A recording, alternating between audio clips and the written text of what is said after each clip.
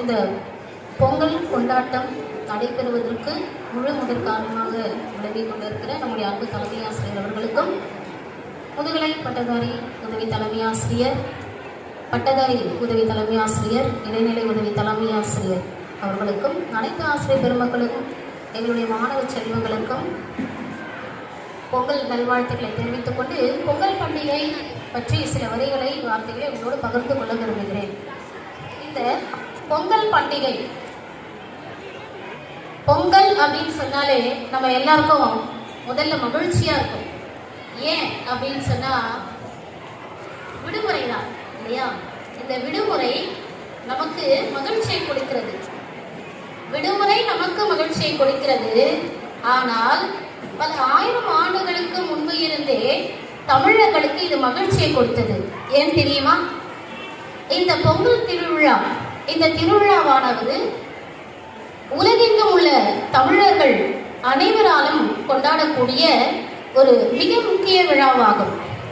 இது ஒரு அறுவடை திருவிழா. ஆடி பட்டத்தில் தேடி விதைத்த தானியங்களை மார்கழி மாதத்தில் இல்லத்திற்கு கொண்டு வந்து அந்த தானியங்களை எல்லாம் அவற்றை விளைய செய்த இயற்கைக்கு நன்றி செலுத்தும் பொருட்டு உணவாக சமைத்து படைத்து வழிபடக்கூடிய ஒரு விழாவாக இந்த பொங்கல் திருநாள் தமிழர் திருநாளாக கொண்டாடப்பட்டு வருகிறது. இது தமிழகத்தில் மட்டுமல்ல, உலகெங்கும் உள்ள அனைத்து தமிழர்களாலும் கொண்டாடப்பட்டு வருகிறது. இந்த பொங்கல் திருநாள் 4 நாட்களாக கொண்டாடப்பட்டு வருவது நாம் அனைவரும் அறிந்த ஒன்றுதான். முதல் நாள் போகி, பழையன கழிதலும் புதியன புகிதலும். பழைய பொருட்களை எல்லாம் பொங்கலுக்கு முதல் நாளான போகி அன்று நம் இல்லத்திலிருந்து போக்கி அதனை எரியூட்டி அவற்றையெல்லாம் அப்புறப்படுத்துவது அந்த போகி பண்டிகையின் நோக்கம். 2ஆம் நாள் சூரியன், இந்த சூரியன் இந்த உணவை எல்லாம் விளைய செய்வதற்கு காரணமாக இருக்கின்ற காரணத்தினாலே அந்த சூரியனுக்கு நன்றி செலுத்தும் விதத்தில் கொண்டாடப்படுகிறது. 3ஆம் நாள் மாட்டுப் பொங்கல். மாடு என்பது செல்வம் என்றே கருதப்பட்டு வந்தது.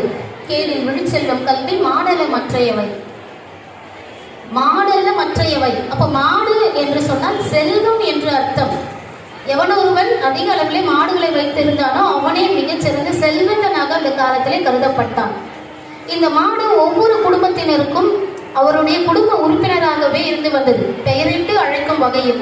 எத்தனையோ நபர்களுக்கு இந்த மாடு உழைத்து உழைத்து செல்வத்தை ஈட்டக்கூடிய ஒரு உயிரினமாக இருந்து வந்தது. எனவே அந்த விலங்கினத்துக்கு நன்றி தெரிவிக்கும் வகையில் அவற்றை குளிப்பாட்டி அவற்றின் கொம்புகளுக்கு மெருகூட்டி பிரகாசமான வண்ணம் தீட்டி அவற்றுக்கு கழுத்தில் அழகான வஸ்திரமிட்டு சமைத்த தாலிகை பொங்கலை அதற்கு படைத்து ஊட்டி விட்டு மகிழக்கூடிய ஒரு அன்பு விழா அது. நமக்கு கொடுத்த அந்த உயிரினத்திற்கு, நமக்கு செல்வத்தை கொடுத்த, நமக்கு வளத்தை கொடுத்த அந்த உயிரினத்துக்கு நன்றி தெரிவிக்கக்கூடிய ஒரு விழாவாக மாட்டுப் பொங்கல் இருந்தது. அதனை அடுத்ததாக காணும் பொங்கல். இந்த காணும் பொங்கல் என்று சொல்லக்கூடியது நம்முடைய மிகச்சிறந்த மரபுகளிலே ஒன்று. நன்னாளில் வீட்டில் பெரியோர்களை வணங்குவதற்காக ஏற்படுத்தப்பட்ட ஒரு விழா காணுதல். காணும் என்று சொல்லும் பொழுது வருகை என்றும் கூட ஒரு சொல் அதனை குறிப்பிடுகிறது. நம்முடைய வீட்டிலோ அல்லது வேறு இடங்களிலோ குடியிருக்கக்கூடிய பெரியோர்களையோ நம் உறவினர்களையோ சந்தித்து அவர்களிடம் வாழ்த்து பெறுவதற்காக உருவாக்கப்பட்ட ஒரு மரபு இது. அந்த பெரியோர்களும் தங்களிடம் வந்து வாழ்த்து பெறக்கூடிய அந்த குழந்தைகளுக்கோ அல்லது அவர்களுடைய பிள்ளைகளுக்கோ வாழ்த்து சொல்லி அவர்களுக்கு பரிசு பொருள் கொடுக்கக்கூடிய ஒரு விழாவாக இந்த காணும் பொங்கல் கொண்டாடப்பட்டு வருகிறது. இந்த பொங்கல் விழாவானது நம்முடைய தமிழகத்தில் மட்டுமல்ல, உலகெங்கும் கொண்டாடப்பட்டு வருகிறது. நம் வேதத்திலே அடிக்கடி நாம் வாசிக்கக்கூடிய இஸ்ரேல் நாடு, அந்த இஸ்ரேல் நாட்டிலும் கூட தோரா என்று சொல்லக்கூடிய ஒரு பண்டிகையாக, சுக்கோத் என்று சொல்லக்கூடிய ஒரு பண்டிகையாகவும் கொண்டாடப்படுகிறது.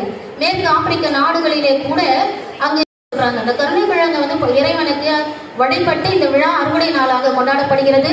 அடுத்ததாக இஸ்ரேலிலே திராட்சை பழங்களை முதலாவது பறித்து வந்து இறைவனுக்கு படைத்துவிட்டு பிறகு அவர்கள் சாப்பிடக்கூடிய ஒரு அறுவடை திருநாளாக இந்த விழா கொண்டாடப்படுகிறது. நம்முடைய இந்திய தேசத்திலே வட இந்திய பகுதிகளிலே மகர சங்கராந்தி என்ற பெயரிலே இந்த விழா கொண்டாடப்பட்டு வருகிறது. இவ்வாறாக இந்த விழா நம்முடைய தேசத்தில், நம்முடைய தமிழகத்தில், மாநிலத்தில் மட்டுமல்ல, கனடாவில், அதை குறிப்பிட வேண்டும், கனடாவில் ஒரு மாதம் முழுவதும், ஜனவரி திங்கள் முழுவதும் இதை தமிழர் மரபு திங்கள், திங்கள்னா மாதம், தமிழர் மரபு திங்களாக இது அனுசரிக்கப்பட்டு வருகிறது. அந்த நாட்டினுடைய பிரதமரும் கூட நம்முடைய பாரம்பரிய உடையான வேட்டி சட்டை அணிந்து அந்த விழாவில் பங்கேற்கிறார். மிக அற்புதமாக இந்த விழாவானது பல நாடுகளிலே நம்முடைய தமிழர்களால் அது ஒரு உணர்வோடு கூடிய விழாவாக கொண்டாடப்பட்டு வருகிறது. இன்னொரு விஷயம் என்னன்னு சொன்னா, இந்த பொங்கல் திருவிழா எப்படி கொண்டாடப்பட்டது என்பதற்கான கல்வெட்டு ஆதாரங்களும், ஏன்னா சங்க இலக்கியம் அப்படின்னு சொல்லுவோம் தமிழ்ல, அந்த இலக்கியங்கள்லே இருக்கு. அது மட்டும் இல்லாம கல்வெட்டுகளிலும் இருக்கு. அது எங்கேயோ தூரத்தில் இருக்கிற கல்வெட்டெல்லாம் இல்லை. இந்தியாவில் வந்து பார்த்தீங்க அப்படின்னு சொன்னா பல ஆயிரக்கணக்கான கல்வெட்டு கண்டுபிடிக்கப்பட்டிருக்கு. அது அதிகமானது தமிழ் மொழியில தான் இருக்கு. இப்ப நான் சொல்றேன், இந்த பொங்கலை பற்றிய பொங்கல் கொண்டாடினோம் என்பதற்கான கல்வெட்டு ரொம்ப இல்லை. திருவள்ளங்காட்டிலையும் திருவள்ளூர்ல